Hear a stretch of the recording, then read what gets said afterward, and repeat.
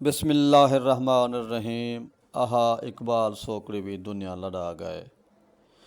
इकबाल कमाली के नई शायरी शुरू की है। इकबाल सैकड़ी ताणी पहुँचे और 19 सदी कने ज़्यादा सदी के नेड़े तेड़े ज़िंदगी गुजार कने दुनिया को अलविदा आह गए।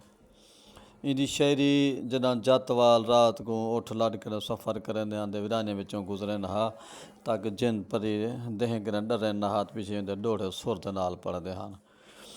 बेहाल हमें क्या हाल सुने उदा हाल जो नहीं मेरे हाल वांगू। मैं उजड़ गयुम उदी खिल थी पई दिल समझस लुट दे माल वांगू।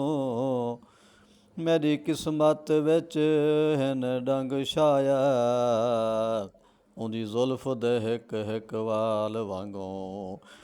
बहु उजड़न ढेर उजड़ सन भल कोई उजड़िया नहीं इकबाल वांगू।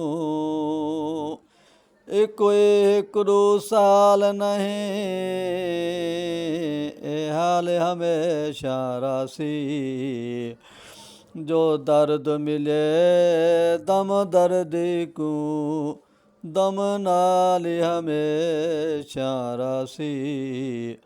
मेरा प्यार ता सही तुण गुजर वञन 100 साल हमेशा रासी। नहीं मौत दे मारे मर सकदा इकबाल हमेशा रासी। इकबाल सोकड़ी जल्दी दौड़ कने वाला वड्डी नज़म वाले पासे आए। वाली ॾिठे कि सरेकी को जरा गज़ल दे नाल भरिया वञे। इमुड बधे पहले गज़ल को बाण आख्या गए मुख्तलिफ ना दिते गए लेकिन इने गज़ल दे नाल मेहनत की और आखिए सी गज़ल को काबे ते टंगना पोसी। ई गज़ल की शान वधाइए अज को सरेकी गज़ल दा इमाम आख्या वेंदे। माणे दे मुशायरे जड़े पूरे मुल्क दे मशहूर होने हैं। इंदी सरवर करबलाई ते जबाज जुतोई दी उठान उठी मजूर बुखारी दी भी नाल ते इकबाल सोकड़ी पूरे पाकिस्तान सरेकी अदब और गज़ल के हवाले दे नाल छा गया। वसेबी सुकून वर्द हिस्सा दोम दे विच मेरी किताब है उनका नंबर सफ़ा 63 उत्ते मैं तफसील लिख रही है। इतना मैं उंजा कुछ गज़लें दे शेर तो आपको सुनवेना आप अंदाज़ा करे सो उन बंदे ने कितनी मेहनत की है।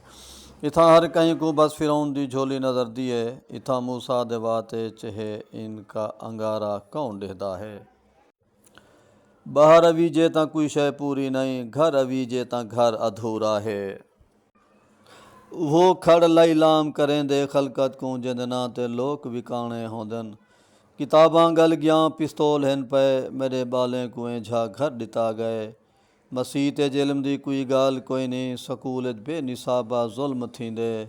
ओ निखड़दा ता है निखड़दा नहीं क्या नखेड़ा मिलाप वांगू है। हिक हफ्ते वेतराए शेर मोए गए कुर्बान हुसैन कुर्बान कोट छुट्टेदा ते अमीन आसिफ दा जलदात इकबाल सोकड़ी तौसेदा वड्डा अरमान थे वसेब दा नुकसान थे। जड़ा कोई शायर मर चुका होंदे वल शहर दा शहर मर चुका होंदे। इकबाल सोकड़ी दी मौतें असां सारे को मुकान होवे ते दिलबर मौलाई दा चैनल सब्सक्राइब कर गनो जरा तुहारा इल्मी अदबी कलमी खिदमत करेंदा पे तुहारा न्याजमंद दिलबर मौलाई खुदा हाफिज़।